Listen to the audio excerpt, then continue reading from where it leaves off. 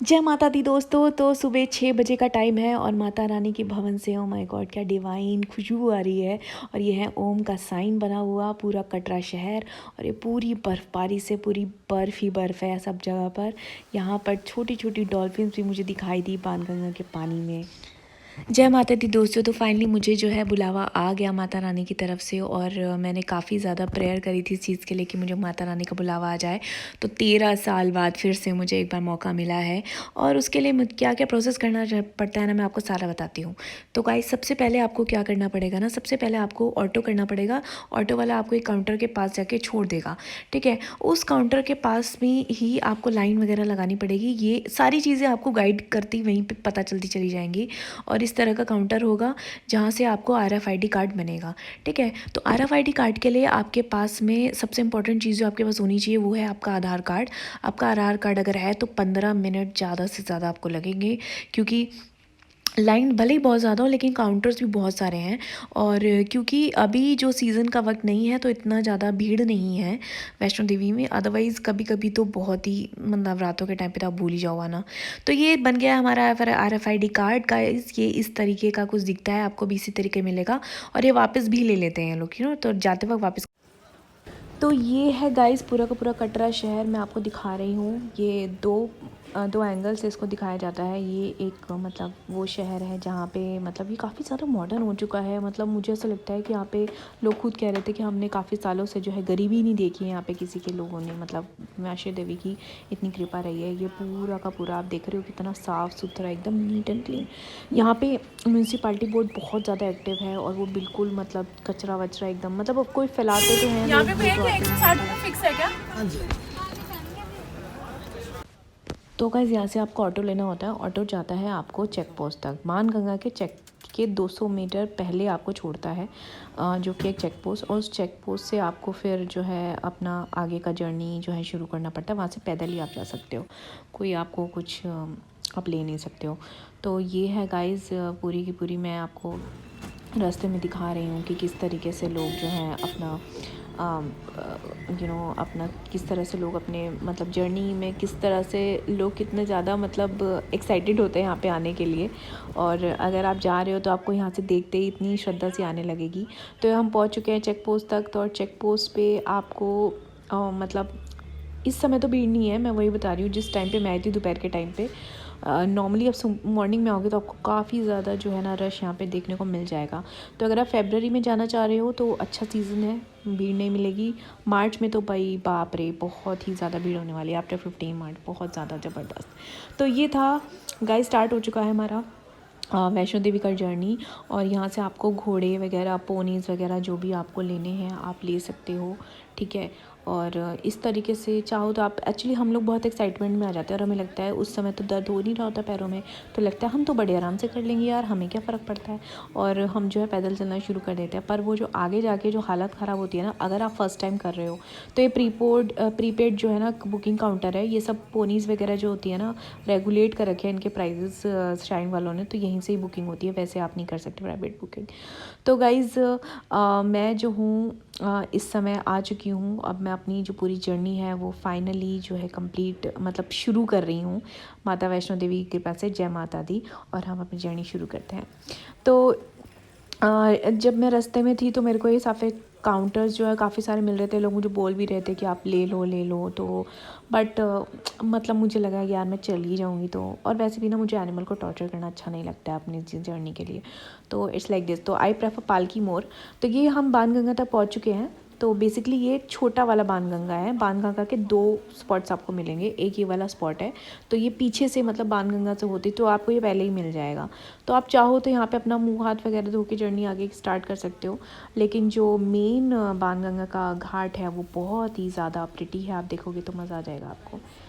ये देखिए गाइस, ये है मेन बाणगंगा का घाट। और यहाँ पे क्या है ना, कहा जाता है कि अगर इस पानी में आपने अपने बाल धो लिए तो आपके बालों की जो प्रॉब्लम्स होती हैं जैसे डैंड्रफ है और बाल कम हो रहे हैं या आपके बाल जो है बढ़ नहीं रहे हैं स्प्लिट एंड से, ये सारी प्रॉब्लम दूर हो जाती है और आपके बाल बहुत तेज़ी से बढ़ते हैं। ऐसा बाणगंगा के पानी के बारे में कहा जाता है, इसमें इस तरह के न्यूट्रिएंट्स वगैरह पाए जाते हैं। तो ये गाइस पूरा पिकनिक स्पॉट बना रखा है यार, यहाँ पे लोगों ने बहुत इन्जॉय करते हैं। सच बताऊँ तो मैं भी लड़का होती ना, मैं भी शर्ट खोल के मतलब नहाना धोना करती, बट क्या था ना कि मैं अकेले भी थी, और दूसरा ये था कि मतलब वही है यार, लेडीज़ होने का थोड़ा नुकसान तो होता ही है, पर फिर भी आप पैर वैर अपना आराम से बैठ सकते हो, कोई दिक्कत नहीं है। बट बहुत रिलैक्सिंग लगता है एक्चुअली यहाँ पे बैठना ना, बहुत रिलैक्सिंग लगता है। और तो काफ़ी सारे लोग यहाँ पे आपको देख सकते हो, तो काफ़ी जब बाणगंगा घाट में एक घंटा रुकते हैं। तो ये तो फ़िशेज़ हैं यहाँ पे, एक्चुअली ये मिनी डॉल्फिन्स हैं, ये फ़िशेज़ नहीं हैं, ठीक है। तो डॉल्फिन्स हैं, और इनके पानी में यही वाली जो फ़िशेज़ होती हैं रहती हैं, और काफ़ी सारे बच्चे जो थे इनको पकड़ने की कोशिश कर रहे हैं। ये जो लड़का था बार बार इनको बहुत परेशान कर रहा था। अब इस तरह के भी कुछ नेगेटिव लोग जो हैं आपको मिल जाएंगे, मतलब वैष्णो देवी में भी। ये तो मैंने वीडियो बना ली थी उसकी, तो थोड़ा रुक गया, बट ये पॉलीथिन ले के एकदम उसको पकड़ने की कोशिश कर रहा था। उसके फादर बैठे हुए हैं, और the parents are actually encouraging them, so you can't say anything about people. But ये तो माँ वैष्णो देवी का दरबार है, यहाँ पे थोड़े ही ना इतना कोई एनिमल को टॉर्चर कर सकता है, तो माता रानी की कृपा है, ठीक है। तो ये है अपना मतलब जैसे कि मैंने आपको बताया बाणगंगा घाट के बारे में सब कुछ, कि यहाँ पे मतलब अगर ये वाले एरिया में मोस्टली मेंस का मतलब ज़्यादा सेक्शन होता है, तो आदमी लोग ज़्यादा इधर मतलब रहते हैं। थोड़ा सा आप नीचे जाएंगे तो वहाँ पे आपको लेडीज़ का सेक्शन दिख जाएगा, तो वहाँ पे लेडीज़ जो है उस तरह से, अब क्योंकि लेडीज़ का सेक्शन था तो मैं वीडियो में नहीं दिखा सकती थी, तो मैंने नहीं दिखाया है वो। और यहाँ पे मुँह हाथ धोना होता है, तो मैंने भी अपना मुँह हाथ और मतलब बाल तो मैंने धोए उसमें अच्छे से। तो ये गाइस मैं तैयार हो चुकी हूँ, मैंने अपने अच्छे से बाल जो है वॉश कर लिए हैं बाणगंगा में। यहाँ पे देखो सोप वगैरह का यूज़ नहीं कर सकते, नॉर्मल आपको बाल धोने होते हैं, और मुंह भी मैंने धो लिया है, और फाइनली मैं रेडी हूँ अपनी नई जर्नी के लिए। तो गाइज़ मैंने सबसे पहले मेरा फ़ास्ट खोलने का, एक्चुअली मेरा फ़ास्ट रहता है, तो मैंने फ़ास्ट खोलने का टाइम आ गया था, 5 o'clock हो गए थे, तो मैंने एक शॉप पे मैं रुक गई, और मैंने आराम से मैगी और कॉफ़ी वगैरह मैंने पी, और ये सब पी के सब कुछ करके मैं काफ़ी ज़्यादा रिफ़्रेश हो गई थी। रिफ़्रेश होने के बाद मैंने सोचा चलो अब मैं जो हूँ अपनी जर्नी जो है शुरू करती हूँ। और ये आप देख सकते हो माता वैष्णो देवी का इवनिंग का नज़ारा है, एक्चुअली बिल्कुल रात भी नहीं है, इवनिंग का नज़ारा है। और यहाँ पर आपको काफ़ी सारी जो चीज़ें वो मिल जाएंगी आपको देखते हुए, जैसे मतलब जो घोड़े वगैरह पालकी वगैरह, तो वो सब जाने शुरू हो जाएंगे। और गाइस ये है चरण पादुका मंदिर, और ये बहुत ही ज़्यादा डिवाइन प्लेस है। बेसिकली यहाँ पे माता रानी के जो हैं चरण जो हैं यहाँ पे पड़े थे, और इसी के रूप में जो है उसको दिखा जाता है। तो आप जी जब यहाँ आ रहे हैं तो ऐसा नहीं है कि आपको इस मंदिर को स्किप करना है, आपको यहाँ पे ज़रूर जाना है। सीज़न नहीं है इस समय, फरवरी का टाइम है, एग्ज़ाम्स का टाइम है बच्चों का, इसलिए इतनी ज़्यादा भीड़ नहीं है, नहीं तो यहाँ पे भी ज़बरदस्त भीड़ होती है, ठीक है। तो ये यहाँ पे आपने दर्शन करने के बाद जो है माता रानी के दर्शन के लिए बेसिकली निकलना है, मतलब अपने माथा यहाँ पे आपने ज़रूर टिकना है ना। और यहाँ पे कुछ काउस वगैरह भी रहते हैं, उसको भी आप खाना खिला सकते हैं। तो ये जो है पूरा का पूरा आप देख सकते हो नज़ारा है, पूरा का पूरा। मैं वहाँ के ना दुकानों का नज़ारा आपको थोड़ा थोड़ा करके दिखा रही हूँ। तो काफ़ी रात मतलब हो चुकी है मुझे, आई थिंक जिस टाइम तक मैं चरण पादुका मंदिर तक पहुँची थी तो ऑलरेडी 6 तो बज ही गए थे, 6-7 बज रहे थे, हाँ 6 साढ़े 6 बजे तक का टाइमिंग था। तो ऑलरेडी यहाँ पे जो है रात और जल्दी होती है, मतलब हमारे नॉर्थ की साइड से जल्दी होती है यहाँ पे रात। तो गाइज़ ये है अपनी माता रानी के दर्शन के लिए हम लोग निकल रहे हैं। तो यहाँ पे एक चीज़ आप ध्यान रखिए, माता वैष्णो देवी के बारे में मैं एक चीज़ आपको बता दूँ। माता वैष्णो देवी एक्चुअली इतनी ज़्यादा जागृत हैं कि अगर आप जैसे कोई मन्नत किसी मंदिर में आप आओ तो आपको मांगते हैं, फिर आपकी पूरी होती है। यहाँ पे उल्टा होता है, यहाँ पे आप पहले बोल दो और आपकी चीज़ें पूरी हो जाएंगी, फिर उसके बाद आप वहाँ पे विज़िट करो। तो गाइज़ यहाँ पे जाने के ना 2 रास्ते हैं, एक तो आप ऐसे ही जा सकते हो, दूसरा रास्ता है ये सीढ़ियों की तरह जाने में, ठीक है। तो आप फ्लैट रास्ते से जाओ या सीढ़ी के रास्ते से जाओ, दोनों में से आप कुछ भी चूज़ कर सकते हो। बस सीढ़ियों का जो रास्ता है वो थोड़ा सा छोटा होता है, और मेरे से एक बहुत बड़ी गलती हो गई कि मैंने जो है सीढ़ी का रास्ता जो है अपना लिया, और ट्रस्ट मी ये छोटा ज़रूर है लेकिन आपको बहुत भारी पड़ने वाला है, क्योंकि जो पैर होते हैं ना वो बिल्कुल ऐसे लकड़ी की तरह हो जाते हैं। और यहाँ से आपको मैं पूरा नज़ारा दिखा रही हूँ, और अगर ये दिन का टाइमिंग होता ना तो आपको ये नज़ारा इतना सुंदर दिखता नहीं। आप देख रहे हो बिल्कुल ऐसा लग रहा है जैसे ओम बना हुआ है। पहले मुझे ऐसा लगा था कि ये चीज़ एक धनुष की तरह दिख रही है, पर जब मैंने बहुत ध्यान से ऊपर से जाने के बाद जब मैंने ऑब्ज़र्व किया ना, तो मुझे लगा नहीं यार ये ओम की तरह ज़्यादा मतलब दिख रहा है। देख रहे हो ना, थोड़ा ओम टाइप का, मतलब जो लोग मतलब थोड़ा सा इन सब चीज़ों में है तो वो समझ सकते हैं कि मैं किस चीज़ की बात कर रही हूँ। और गाइज़ ये तो मैं आपको बताती चलूँ धीरे धीरे वैष्णो देवी माता के बारे में कि यहाँ पे जैसे मैंने बोला था कि आपने कोई मन्नत अगर जैसे बोल दी, जैसे मेरी फ्रेंड थी उसने बहुत पहले बोला था कि अगर मेरी शादी हो जाएगी तो मैं वैष्णो देवी ज़रूर आऊँगी। 10 साल बीत गए, उसकी शादी हो गई लेकिन वो गई नहीं। पर आप यकीन नहीं मानेंगे कि वो ना अपनी शादी रजिस्टर कराना ही भूल गई ऑफिशियली। और अब आपका पता है इंडिया में अगर आपकी शादी रजिस्टर नहीं हुई तो मतलब आपकी शादी हुई नहीं है। तो फिर जब वो वैष्णो देवी आई उसने अपनी जो बोली थी चीज़ पूरी करी, फिर जाके उसकी शादी जो है ऑफिशियली रजिस्टर हुई। तो मतलब कहने का मतलब है कि आपने अगर कुछ बोला है तो आपको फुलफ़िल करना है। तो यहाँ पे जो है बीकानेर वाला और बहुत सारे ऐसे ऐसे जो मतलब जो अच्छे अच्छे आप अगर आप लोकल जगहों पे नहीं खाना चाहते, इन जगहों पे खाना चाहते हो, वो सब आपको मिल जाएगा। तो ये लोग आपको बीच बीच में ऐसे लोग मिलते रहेंगे।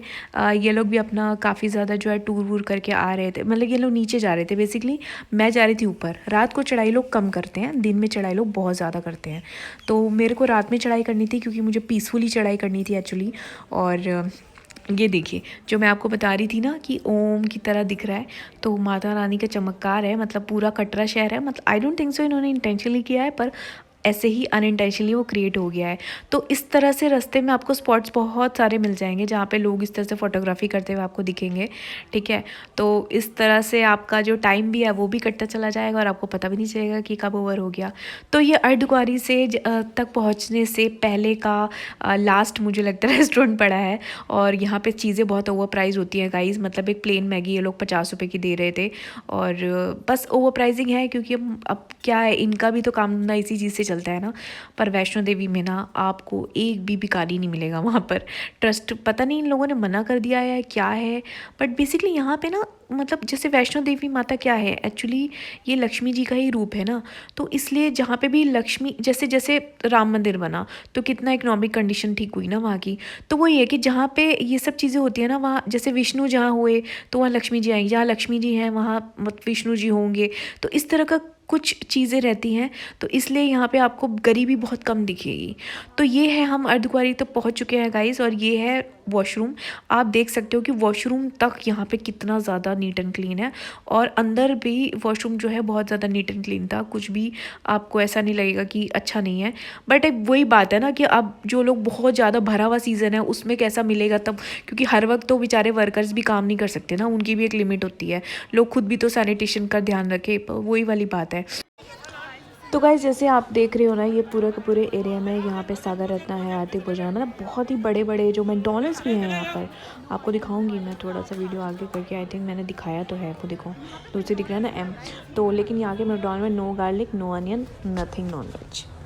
तो गाइस अगर आप वैसा खाना खाना चाहते हो जो कि श्राइन बोर्ड की तरफ से है, तो यहाँ पे है वो भोजनालय जो कि बहुत ही अफोर्डेबल रेट में आपको, मतलब 40 रुपीज़ में राजमा राइस इस टाइप की प्राइस में आपको ये सब प्रोवाइड करा देगा। और वो भी खाना भी बहुत ही टेस्टी और अच्छा होता है। तो it's not like that, but वो होता है लोग पिकनिक के पर्पज़ से आते हैं मोस्टली यहाँ पे वैष्णो देवी में ट्रैकिंग करने के लिए। तो मोस्टली लोग इन काउंटर से कम ही थोड़ा सा अफोर्ड करते हैं। तो फ्रेंड्स जैसे में कि मैंने आपको बताया था यहाँ पे मैकडॉनल्ड्स है, तो मैं वही मैकडॉनल्ड के अंदर का सीन आपको दिखा रही हूँ। तो बहुत ज़्यादा इस तरह की वैरायटी अवेलेबल है क्योंकि मैकडॉनल्ड्स का जो स्पेशलिटी है नॉन वेज है, जो कि यहाँ पे पॉसिबल नहीं है। तो वेज में यहाँ पे आपको पनीर बर्गर मिल जाएगा, पनीर कुछ रैप मिल जाएगा, वो सब चीज़ें हैं। और वेज के जो भी ऑप्शंस हैं, मैकालो टिक्की वगैरह सब कुछ था और बहुत टेस्टी था, बहुत ही फ्रेश था। लेकिन यहाँ जो भी आप खरीदोगे बंदर छीन के भाग जाएंगे।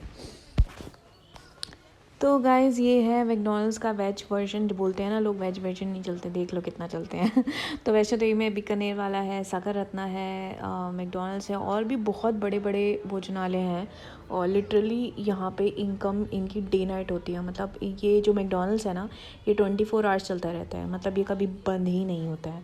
तो आप समझ सकते हैं कि यहाँ पे किस लेवल पे लोग आते हैं। और अभी तो बहुत कम लोग थे तो इतनी भीड़ है, आप सोचिए। तो गाइज़ ये है अर्धकुंवारी भवन के अंदर का सीन बिल्कुल, ठीक है। इस तरह से लोग लाइन में लगे रहते हैं, एक्चुअली ग्रुप्स बनते हैं।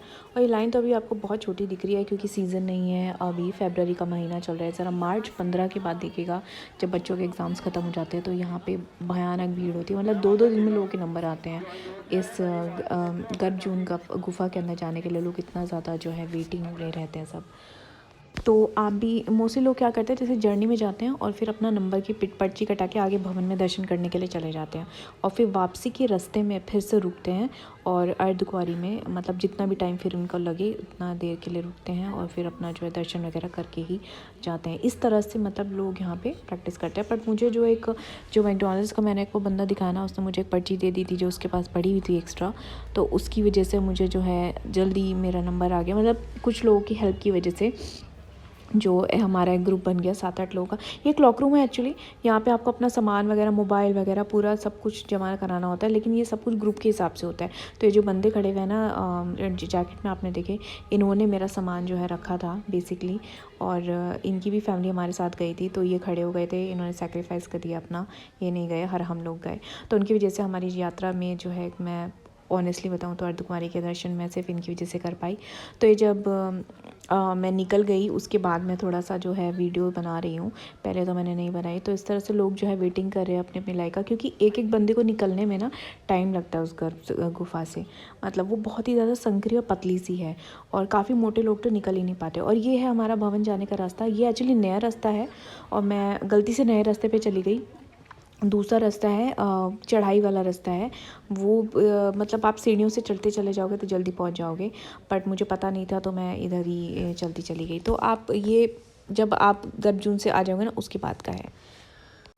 तो गाइज़ इस तरीके से मेरी जो पूरी की पूरी जर्नी है अर्धकुंवारी की वो कंप्लीट हो चुकी है, और अब मैं निकल रही हूँ अपने मेन जो माता रानी का भवन है उसके लिए।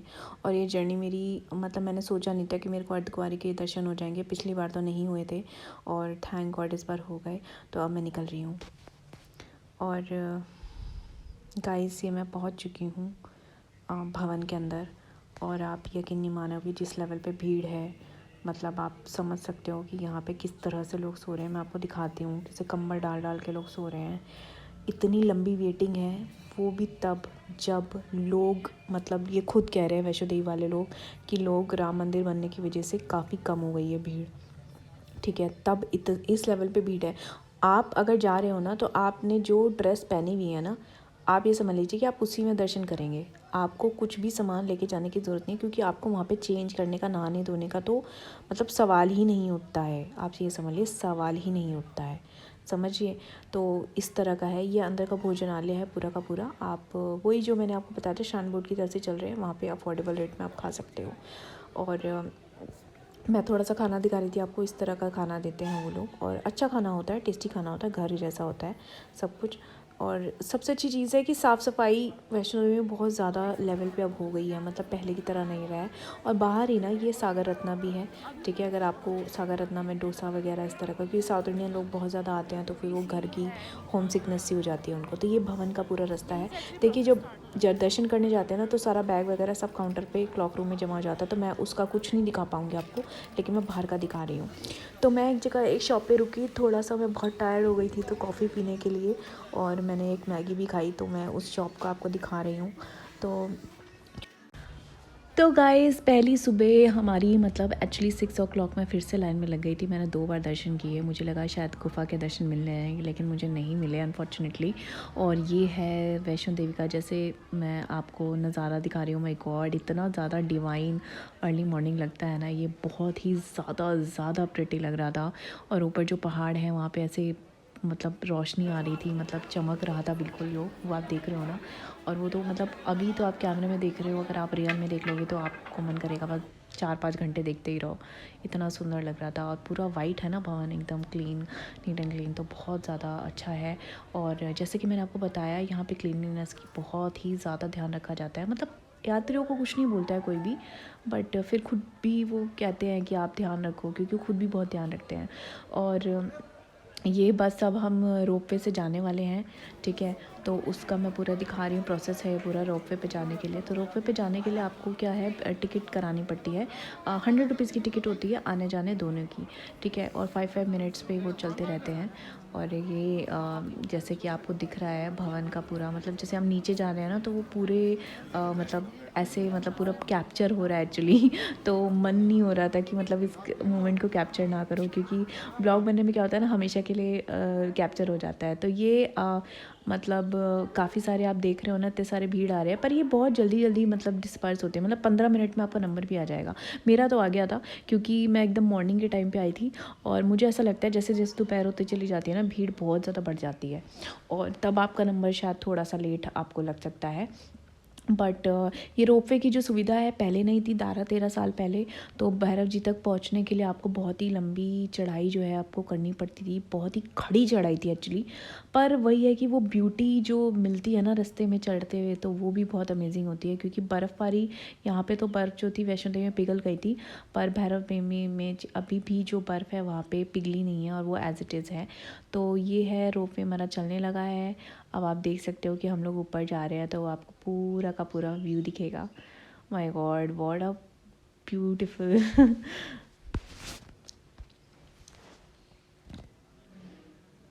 तो जैसे जैसे हम ऊपर जा रहे थे ना, वैसे वैसे पहाड़ों की जो सुंदरता थी वो देखने को मिल रही थी।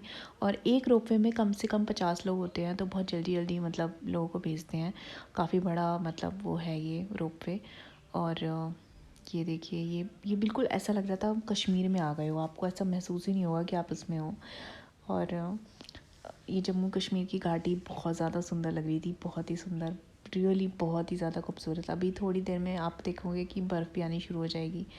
और भैरव देव में तो काफ़ी ज़्यादा जो है बर्फ़बारी मतलब हुई भी है। हालांकि थोड़ी थोड़ी बर्फ़ तो वहाँ पे भी पिघलने लगी है, जैसे दोपहर होगी ना तो पिघल जाएगी। आई थिंक जब तक मैं वीडियो बना रही हूँ, अपलोड करूँगी, तब तक तो पिघल ही जाएगी। मैंने ये 9 तारीख का वीडियो है पूरा का पूरा, 9 फ़ेब का। आई थिंक आप लोगों को 10 फ़ेब को ही मिलेगा देखने को। तो आप ये देख रहे हो ना, बर्फ़ थोड़ी थोड़ी दिख रही है आपको। तो ये पूरा का पूरा जो एरिया था वो बर्फ़ से बहुत अच्छे से, बहुत प्यारे तरीके से ढका हुआ था। एकदम वैसी जगह है ना, एकदम गांव के लोग हैं, मतलब कोई होटल नहीं, कुछ नहीं। ये सब होटल्स नहीं हैं, ये बस लोगों के घर हैं, यहाँ पे लोग रहते हैं, ठीक है। तो उस तरह का पूरा एरिया है ये। जैसे जैसे आप ऊपर चले जाओगे, आपको और ज़्यादा मतलब इस तरह के जो व्यूज़ हैं आपको देखने को मिलेंगे। और कुछ व्यूज़ तो इतने सुंदर थे, ऐसा लग रहा था कि अच्छा, डर भी लग रहा था रोपवे पे ना, क्योंकि ये जो आवाज़ है, चढ़ चढ़ चढ़ चढ़ कर रहा था, तो काफ़ी ज़्यादा डर लग रहा था कि कहीं टूट के गिर ही ना जाए।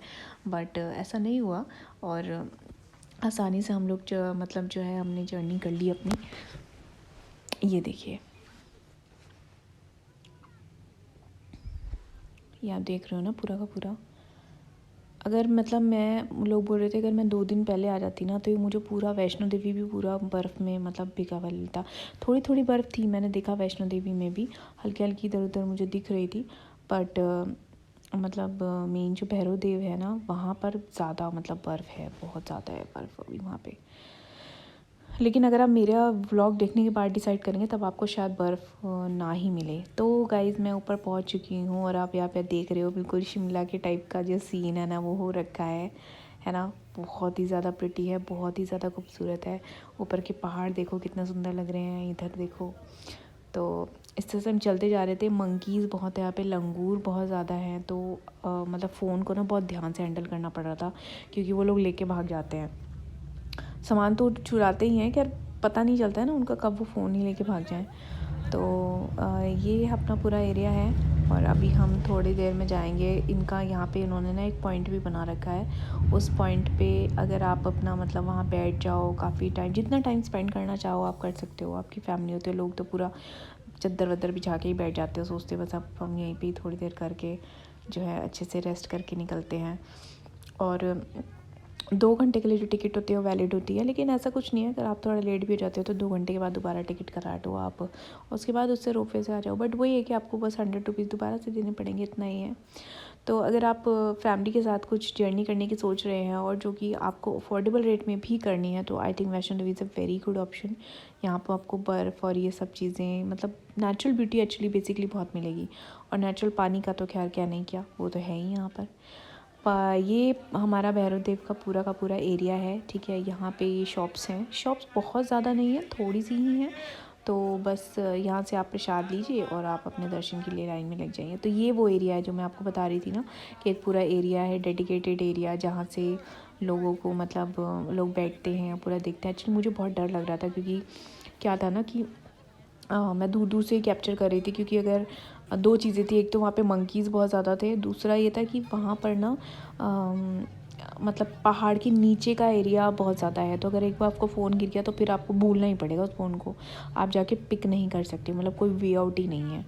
तो इट्स लाइक दिस। तो मैंने फिर भी डरते डरते ब्लॉग में मुझे लगा डालना है, तो मैंने किसी तरीके से जो है थोड़ा सा वीडियो ले लिया डरते डरते। भाई ये आपको दिख रहा है, ये साजी जाता है हेलीकॉप्टर, तो यहाँ तक हेलीकॉप्टर आता है, मतलब शाहरुख खान वगैरह जो आते हैं सेलिब्रिटीज़ वो उधर तक ही आते हैं, और फिर वहाँ से वो वैष्णो देवी तक जाते हैं। मतलब वैष्णो देवी उनके लिए ऊपर नहीं पड़ता, उनके लिए नीचे पड़ता है, मतलब नीचे की चढ़ाई हो जाती है उनके लिए, तो ऐसा है।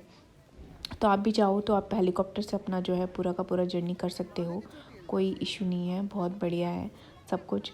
और देख रहे हो आप, क्राउड देख रहे हो कितने लोग हैं यहाँ पे। तो एक तरह से जो पूरा जो जर्नी होता है आपका वैष्णो देवी का, बेसिकली यहाँ पे आके ख़त्म हो जाता है। और भैरव देव के दर्शन कहा जाता है कि वो करने बहुत ज़्यादा इम्पोर्टेंट भी हैं, क्योंकि अगर आप वो नहीं करते हैं तो आपकी जो यात्रा है वो कंप्लीट नहीं मानी जाती। सच बताऊँ तो मैं इतनी बुरी तरह से थक रही थी कि मेरे से हो नहीं रहा था, मुझे लग रहा था वहीं से वापस चली जाऊँ। लेकिन फिर मैंने देखा रोप वे है, रोप वे तो बहुत ही ईजिली मतलब आप चढ़ के जा सकते हो, तो मैंने रोपवे का रास्ता जो है अपना लिया। बेसिकली मैंने ना बैग में बहुत सारा सामान भर लिया था, और वो मेरा सामान, इतना सामान मैंने भर लिया था, वो मेरे एक भी काम नहीं आया, क्योंकि कपड़े तो आप बदल ही नहीं सकते वहाँ पे। तो आप अगर जा रहे हो ना वैष्णो देवी, तो एक जीन्स, टी शर्ट और जैकेट अगर सर्दी है तो पहन लीजिए, उसी में फ़ोन रख लीजिए, बस आपको कुछ भी ज़रूरत नहीं है, और थोड़ा सा कैश और ATM रख लो, बस इतना लेकर जाओ आप, तो आप बहुत आसानी से जो है पूरी जर्नी ऊपर नीचे कर लोगे। आप अगर सामान कैरी करोगे ना ज़्यादा, तो बस कुछ फ़ायदा नहीं होगा।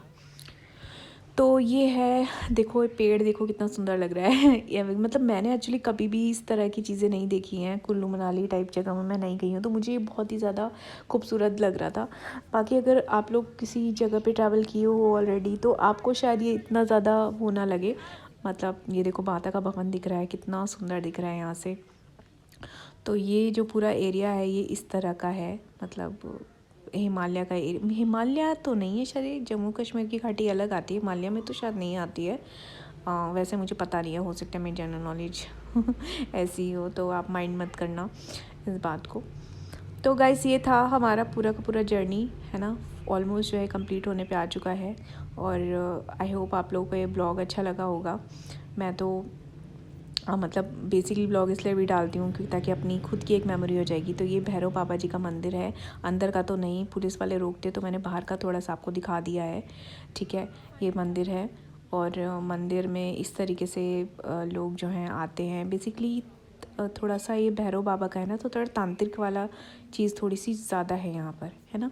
तो ये गाइस हमारी जर्नी एंड होती है। आई होप आप लोगों को ब्लॉग अच्छा लगा होगा। अच्छा लगा, जय माता दी लिखते रहिए।